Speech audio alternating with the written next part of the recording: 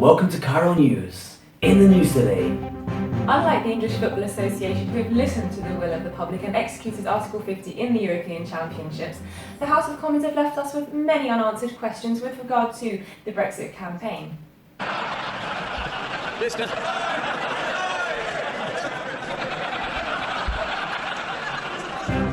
with the economy projected to shrink by up to 50%, embattled leader of the Labour Party, Obi-Wan Kenobi, has stressed that Article 50 should be executed with immediate effect to ensure that we can increase our welfare contributions.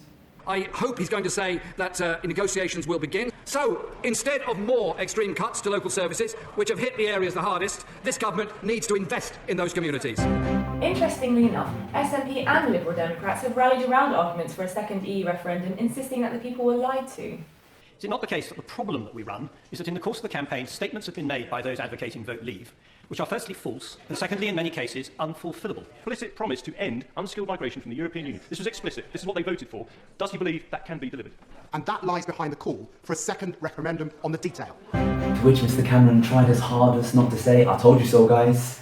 And there's obviously a very strong case for trying to remain in that single market in some form, but that's going to be a decision for the new government and for the Parliament. I think the right thing is for a new Prime Minister to take office, and it'll be for them to decide whether to fulfil the terms of this Parliament or something else. Issue for triggering Article 50, the decision will be for the next Prime Minister and the next Cabinet, and the arrangements they put in place must be for them to decide. The next government will make those decisions. So it sounds to me that he's not going to do anything, and he's going to leave it up to the next PM, who may not do anything either, and may just reconsider the decision altogether. Interesting analysis. Thank you. Now, over to you for the weather.